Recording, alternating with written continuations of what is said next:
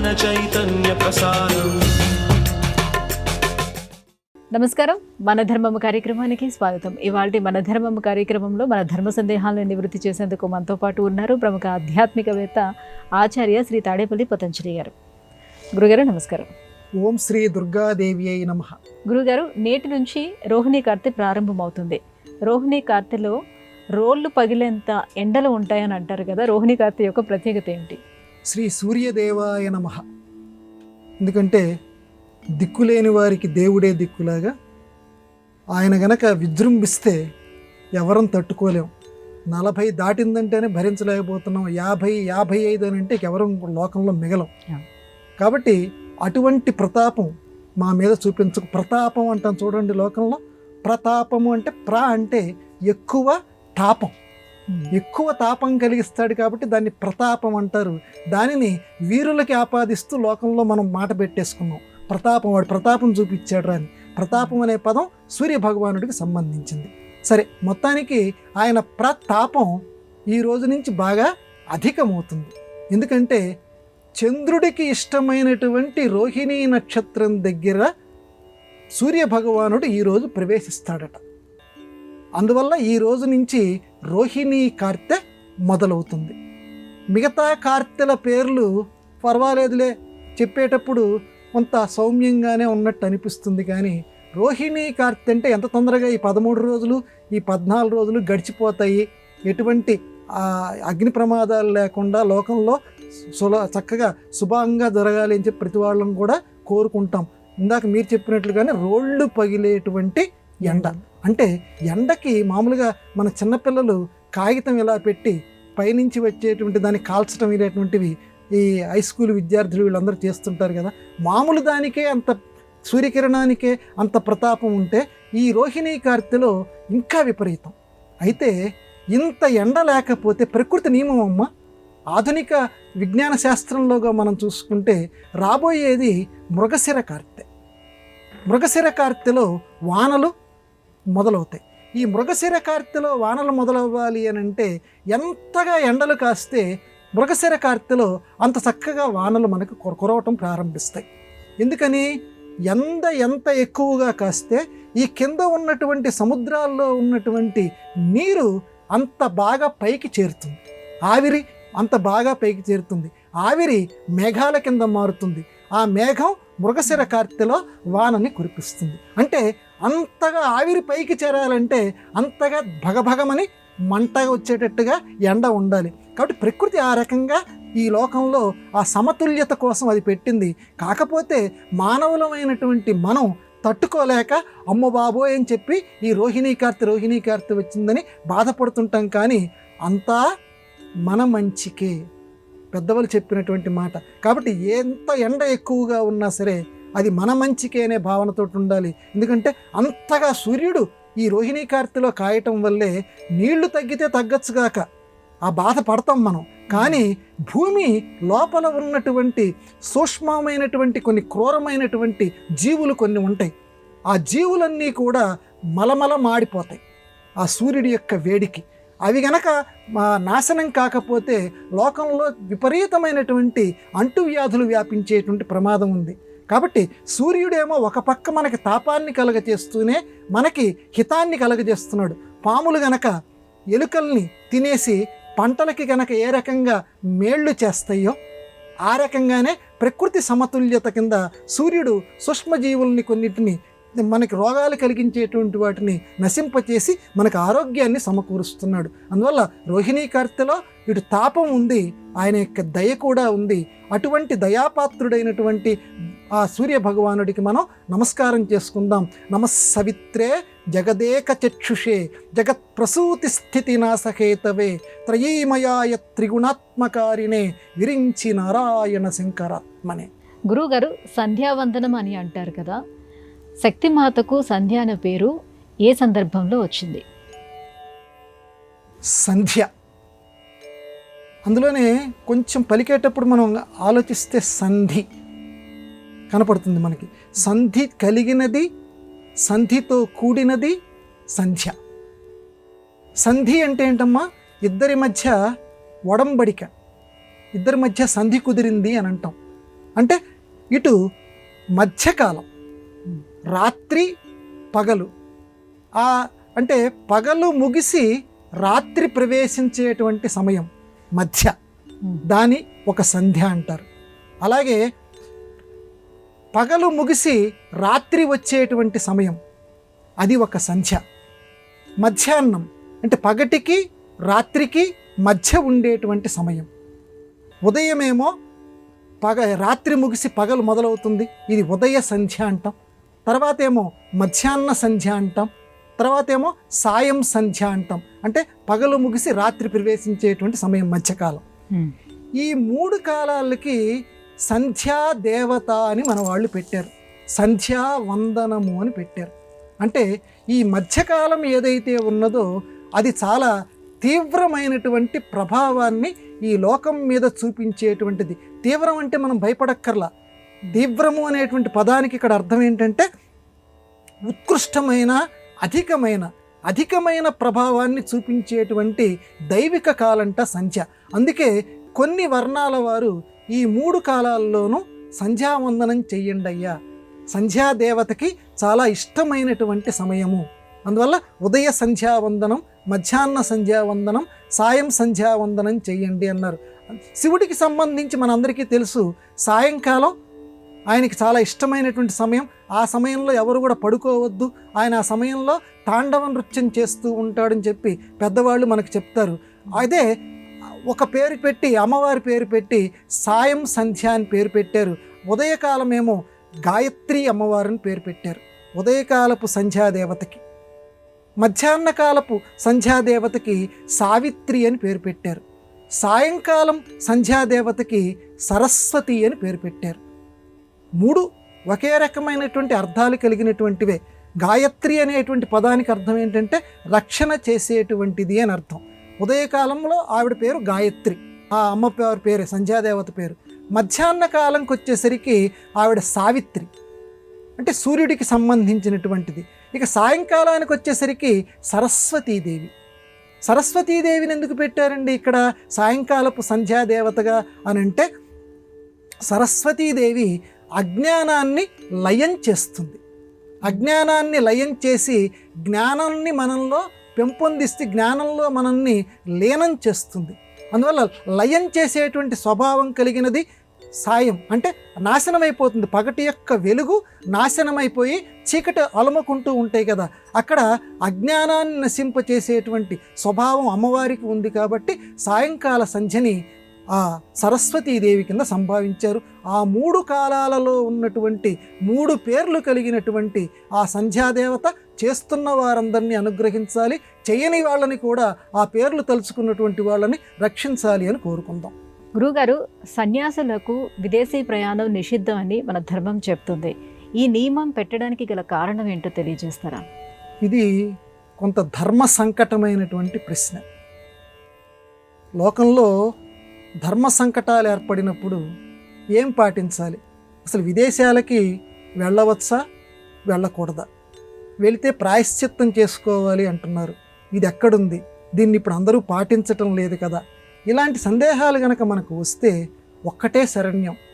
పెద్దవాళ్ళు ఎవరైనా, ఇప్పుడు జీవించి ఉన్నవాళ్ళు ఎవరైనా ఈ విషయంలో పరిష్కారం చెప్పారా? నేను వెతికాను. నేను వెతికితే నడిచే దేవుడు పరమాచార్య, కంచి పరమాచార్య, ఆయన చెప్పారు దీనికి పరిష్కారం. అమ్మయ్య అనుకున్నా. ఆయన దగ్గరికి ఒకసారి కళ్యాణ్ రామన్ అని చెప్పి ఒక గొప్ప డాక్టర్ గారు, వైద్యుడు, ఆయన దగ్గరికి వచ్చారు. ఆయన విదేశాల్లో చాలా కాలం నివాసం చేశారు. ఆ రోజుల్లో అంటే కంచి పరమాచార్య నడిచే దేవుడు బతికి ఉన్నటువంటి కాలంలో ఆ పరమాచార్య దగ్గరికి ఈ వైద్యుడు వచ్చాడు. ఆ రోజుల్లో ఏంటంటే విదేశాలకు వెళ్ళి వచ్చినటువంటి వాళ్ళు తప్పనిసరిగా ప్రాయశ్చిత్తం చేసుకోవాలి. అంటే నాలిక కాల్చేవాళ్ళు, ఇలాంటి ప్రాయశ్చిత్తాలు కొన్ని ఉండేవి. ఈయనటువంటి ప్రాయశ్చిత్తం ఏది చేసుకోవాలి? అలాగే రామేశ్వరంలో మునిగి రావాలి, పూజలు చెయ్యాలి, ఇలాంటి ప్రాయశ్చిత్తాలు ఉండేవి. ఈయన అవేవి చేసుకోలేదు. పరమాచార్య దగ్గరికి వెళ్ళారు. స్వామి, నేను విదేశాల్లో వైద్యుడి కింద సేవలు అందించి వచ్చాను, ఎటువంటి ప్రాయశ్చిత్తం చేసుకోలేదు, మీరేమైనా సలహా నాకు ఇవ్వగలరా అని పరమాచార్యుల వారిని, కంచిస్వామి వారిని అడుగుదామని చెప్పి కళ్యాణ్ రామన్ గారు వెళ్ళారు. ఆయన ఏప్రిల్ నెల అంటే క్రితం మాసంలోనే ఆయన పరమపదించారు కళ్యాణ్ రామన్ గారు. ఇప్పటిదాకా ఆయన బతికే ఉన్నారు ఆయన. ఆ కళ్యాణ్ రామన్ గారు అప్పటి కంచి స్వామి వారిని అడిగితే అప్పుడు ఆయన నవ్వుతూ ఇలా పక్కకి చూపించారు. అప్పటికే నైజీరియా వెళ్ళి వచ్చినటువంటి ఒక మహానుభావుడు పండితుడు అక్కడ కూర్చున్నారు. ఆయన కూడా నీలాంటి సమస్యతోటి ఇక్కడ కూర్చున్నాడు. కళ్యాణ్ రామన్, రామాయణంలో శ్రీరాముడు సీత ఏమైనా ప్రాయశ్చిత్తం చేసుకున్నారా? కంచి స్వామి వారు కళ్యాణ్ రామన్ని ప్రశ్నించారు. వాళ్ళు కూడా సముద్రం దాటి వచ్చారు కదా, సముద్రం దాటినటువంటి వాళ్ళందరూ కూడా ప్రాయశ్చిత్తం చేసుకోవాలన్నారు కదా, చేసుకున్నారా? దాదాపుగా ఇప్పటికీ ఎన్ని రామాయణాలు ఉండొచ్చు? ఒక 300 400 రామాయణాలు ఉండొచ్చు. ఏ రామాయణంలో అయినా రాముల వారు ప్రాయశ్చిత్తం చేసుకున్నట్టు ఎక్కడైనా ఉందా? లేదు. ఎందుకనండి? వాళ్ళు సముద్రం ఓడలో రాలేదండి, పుష్పక విమానంలో వచ్చారు. ఇక్కడ ఇంకొక మాట కళ్యాణ్ రామన్ కంచి స్వామి వారు చెప్పినటువంటి మాట ఏంటంటే, 3 రోజులు గనక సంధ్యావందనం చేసుకోకపోతే ఆ వ్యక్తి ప్రాయశ్చిత్తం చేసుకోవాలి. ఇది మన శాస్త్రాల్లో చెప్పారు.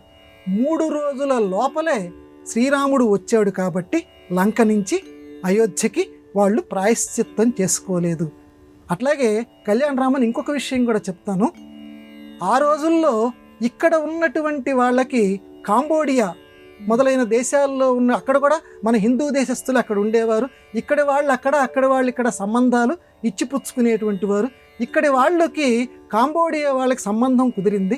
అప్పటి ఫ్రెంచ్ చరిత్రకారుడు ఒక పుస్తకం రాశాడు చూడు అని చెప్పి ఆ ఫ్రెంచ్ చరిత్రకారుడు యొక్క పుస్తకం పేరు కూడా చెప్పారు ఆయన కంచి స్వామి. చెప్పి ఆ పుస్తకంలో ఎక్కడైనా ప్రాయశ్చిత్తం అనే మాట ఉందా చెప్పు అన్నాడు. ఎందుకంటే పెళ్లి చేసేట కాంబోడియాలో ఉన్నటువంటి వరుడికి, ఇక్కడ ఉన్నటువంటి ఇండియాలో ఉన్నటువంటి వధువుకి. ఇక్కడి పురోహితులు అక్కడికి వెళ్ళారు, కొంతకాలం అక్కడ ఉన్నారు. అక్కడికి తిరిగి వచ్చినటువంటి పురోహితులు ప్రాయశ్చిత్తం చేసుకున్నారా? ఎక్కడైనా రాసి ఉందా? లేదు. అంటే 3 రోజుల లోపల గనక విదేశాలకి వెళ్ళినటువంటి వాళ్ళు తిరిగి వస్తే వాళ్ళకి ప్రాయశ్చిత్తం అవసరము లేదు. 3 రోజులు గనక దాటితే సంధ్యావందనం చేసుకోకపోతే ప్రాయశ్చిత్తం ఎలాంటి అవసరమో విదేశాలకి వెళ్ళి వచ్చిన వాళ్ళకు కూడా ఆ రకంగానే అవసరము అని కంచి స్వామి వారు నిర్ద్వంద్వంగా ఈ వృత్తాంతంలో చెప్పారు. ఇది ఉన్నటువంటి విషయం. గురుగారు, దేవదానవులు కలిసి పాలసముద్రాన్ని చిలికి అమృతాన్ని సంపాదించుకున్నారు. కానీ ఈ పనిలో ఎక్కువ పాత్ర పోషించింది అసురులే. కానీ అసురులకు మాత్రం ఆ అమృతం దక్కలేదు. ఇది ఎంతవరకు న్యాయం అంటారు? మీరు చెప్పినటువంటి పదంలోనే ఒక చమత్కారం కూడా ఉంది. అసుర, సుర అంటే అమృతం అని ఒక అర్థం కూడా ఉంది కదా. అమృతం కలిగినటువంటి వాళ్ళు సురులు, అమృతం లేనటువంటి వాళ్ళు పాపం అసురులు. మీరు చెప్పినట్లుగానే అన్నదమ్ములు, తండ్రి ఒకడే, తల్లులు వేరు వేరు, దితి అదితి. వీళ్ళకి పుట్టినటువంటి వాళ్ళు దేవతలు, రాక్షసులు. కాబట్టి ఇద్దరు అన్నదమ్ములే. ఇద్దరూ కూడా అమృతం కోసం పాటుపడినటువంటి వాళ్ళే. నిజానికి ఇద్దరికీ సమానమైనటువంటి వాటానే రావాలి. కానీ దేవుడు మరి పక్షపాతం లేనటువంటి వాడు అంటారు కదా. ఇంత కష్టపడినటువంటి రాక్షసులకేమో ఒక్క చుక్క కూడా అమృతం దక్కనివ్వకుండా మోహిని అవతారం ఎత్తి ఆ విష్ణుమూర్తి చక్కగా దేవతలకి మాత్రమే అమృతం అందేటట్లు చేశాడు. రాక్షసుల్లో ఒక్కడు ఆ రాహు అనేటువంటి వాడేదో కొంచెం తినబోతే కంఠం వరకు వచ్చిందని చెప్పి నరికించేసేసాడు. సరే, ఈనాటికి కూడా పట్టుకొని పీడిస్తున్నాడు అని చెప్తారు. అది వేరే విషయం మనం చెప్దాం. మొత్తానికి వీళ్ళకి మాత్రం అమృతపు చుక్క దక్కనివ్వలేదు. ఇది న్యాయమా? రాక్షసులకి దేవదేవుడు చేసినటువంటిది న్యాయమా అంటే, యదభిముఖముగా చూచిన అప్పటి దృష్టితోటి చూడాలి. ధర్మ దృష్టితోటి కనుక చూస్తే పరమాత్మ చేసినటువంటిది న్యాయమే. ఎందుకని? అధునాతన సమాజంలో ఉదాహరణ చెప్పుకుందాం. ఒక పెద్ద తుపాకీ ఉంది. పోలీసులు ఇలాంటి వాళ్ళ దగ్గర ఉంటే మంచిదా? దుష్ట పనులు చేసేటువంటి మిగతా వాళ్ళ దగ్గర ఉండటం మంచిదా? అంటే ఎవరైనా సరే, మెడ మీద తలకాయ ఉన్నవాడు ఎవడైనా సరే ఇలాంటివి పోలీసుల దగ్గరే ఉండాలి నాయన, దుష్టుల దగ్గర ఉండకూడదు అని చెప్తాం. ఇప్పుడు మళ్ళీ పాత పురాణాల దగ్గరికి, అమృతం దగ్గరికి వద్దాం. అమృతం గొప్పది. ఇది ఎవరి దగ్గర ఉండాలి? మంచి పనులు చేసేటువంటి దేవతల దగ్గర ఉంటే, వాళ్ళు ఏనాటికి గనక మరణించకుండా ఉంటే వాళ్ళ ద్వారా లోకంలో మంచి జరుగుతుంది. మరి అదే అమృతం రాక్షసులకు గనక దక్కిందే అనుకుందాం కొద్దిసేపు. వీళ్ళు ఏనాడు కూడా మరణమైనది వీళ్ళకి లేదు అని అనుకుందాం అమృతం తాగితే. అప్పుడు లోకంలో ఉన్నటువంటి పరిస్థితి, ఇప్పుడు గజానికి ఒక గాంధారీ సుతుడు అని చెప్పి బాలగంగాధర తిలక్ అమృతం కురిసిన రాత్రి అనేటువంటి గొప్ప కవితా ఖండికలో చెప్తాడు. ఇప్పుడు గజానికి ఒక ఉన్నాడు, అమృతం గనక తాగి ఉంటే ఆనాడు గనక ఆ రాక్షసులు, గజానికి కాదు అంగుళం అంగుళానికి కూడా ఒక్కొక్క రాక్షసుడు భూమిలో ఉండేటువంటి వాడు, తట్టుకోవటం ఎంత కష్టమయ్యేది మనకి. కాబట్టి లోకానికి ఇటువంటి ఉపద్రవం రాకూడదు అని చెప్పి, ఈ రాక్షసులు చిరకాలం జీవించకూడదు అని చెప్పి అమృతాన్ని రాక్షసులకు దక్కనివ్వకుండా చేశాడు. లోకపు దృష్టిలో చూస్తే అది అన్యాయం అనిపిస్తుంది, కానీ ధార్మిక దృష్టితో చూస్తే మాత్రం అమృతం రాక్షసులకు దక్కనివ్వకుండా ఉండటం న్యాయమే. గురుగారు, కద్రువ తన సంతానాన్ని మరణించాలని శపించింది. కన్న తల్లే తన బిడ్డల్ని మరణించాలని ఎందుకు శపించింది? కుపుత్రో జాయేత క్వచిదపి కుమాతా నభవతి. దేవ్యపరాధ క్షమాపణ స్తోత్రంలో శంకర భగవత్పాదుల వారు చెప్పినటువంటి మాట ఇది. ఈ లోకంలో చెడ్డ కుమారులు ఉండవచ్చు, కానీ చెడ్డ తల్లి అనేది ఉండనే ఉండదు. ఆయన అండర్లైన్ చేసి చెప్పాడు ఆ మాట. చెడ్డ తల్లి ఉండదు, చెడు నడత కలిగినటువంటి కుమారులు ఉండవచ్చు. మళ్ళీ మన ప్రశ్నకు వద్దాం.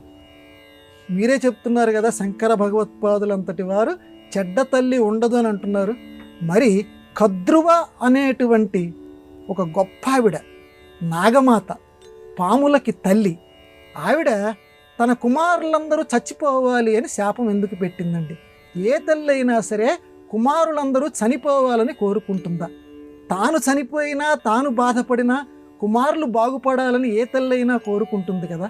కానీ తన కళ్ళ ఎదుటే మొత్తం కుమారులందరూ నశించిపోవాలి అని ఈ తల్లి ఎలా పెట్టింది శాపం? కోరుకోవాలని ఎందుకు అనుకుంది అంటే, ధర్మ దృష్టితోటి ఈ ప్రశ్నకి మనం జవాబు చెప్పుకోవాలి. అసలు ఎందుకని కద్రువ శాపం పెట్టింది అది కూడా సంక్షిప్తంగా మనం చెప్పుకుందాం. ఎందుకనంటే ఈ సవతులు కద్రువ, వినత అనేటువంటి వాళ్ళు ఉచ్చైశ్రవము అనేటువంటి ఒక గుర్రాన్ని చూసి ఆ గుర్రపు తోక తెల్లగా ఉన్నదా నల్లగా ఉన్నదా అనేటువంటి పందెం వేసుకొని తాను నెగ్గటం కోసం ఈ కద్రువ ఏం చేసిందంటే, పాములందరినీ కూడా ఆ చిట్ట చివర వేళ్లాడుతూ ఉండండి అని చెప్పి, తోకకి వేళ్లాడుతూ ఉండండి, గుర్రం కూడా నల్లగా కనిపిస్తుంది, అప్పుడు నా మాట నెగ్గుతుంది అని చెప్పి కద్రువ చెప్తే, ఈ నాగకుమారులందరూ కూడా అమ్మా మేము దుష్టపు పని చెయ్యము, ఆ తోక తెల్లగానే ఉంటుంది, మేము వెళ్ళి మా సవతి తల్లికి మేము అన్యాయం చేయము దానికి వేళ్లాడుతూ అని పాములన్నీ చెప్తే, అప్పుడు అందులో ఒక్క తక్షకుడు మాత్రం అమ్మా నేను వెళ్ళి చేస్తాను అని చెప్తాడు. అతను వెళ్తాడు, మిగతా ఏ పాము కూడా ఒప్పుకోదు.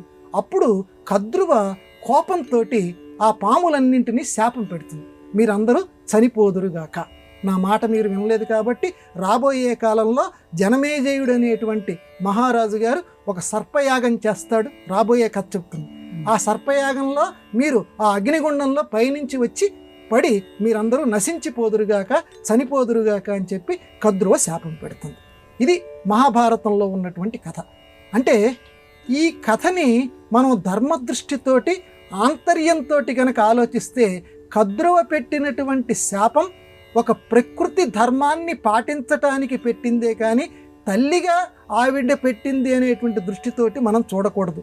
అలాగే ఈ శాపం పెట్టడం ద్వారా సర్పయాగాన్ని ఆపించినటువంటి ఆస్తికుడు అనేటువంటి ఒక గొప్పవాడి యొక్క గొప్పతనం లోకానికి తెలియాలి అని చెప్పి, అందువల్ల విధి దైవం ఆవిడ నోటి వెంట అటువంటి మాట పలికించాడు. నిజానికి కొన్ని పాములు మాత్రమే చనిపోయాయి, కానీ మిగతా పాములన్నీ కూడా సురక్షితంగానే ఉన్నాయి.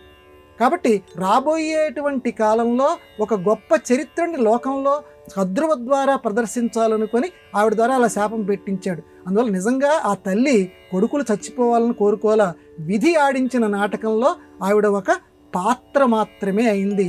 అలాగే దుష్టత్వాన్ని ఆమోదించకూడదు అనేటువంటి సూత్రాన్ని లోకానికి చాటించడంలో ఆవిడ కూడా ఒక పాత్ర వహించింది అని ఈ లోకంలో ఈ ధర్మం మనకి తెలియజేస్తోంది.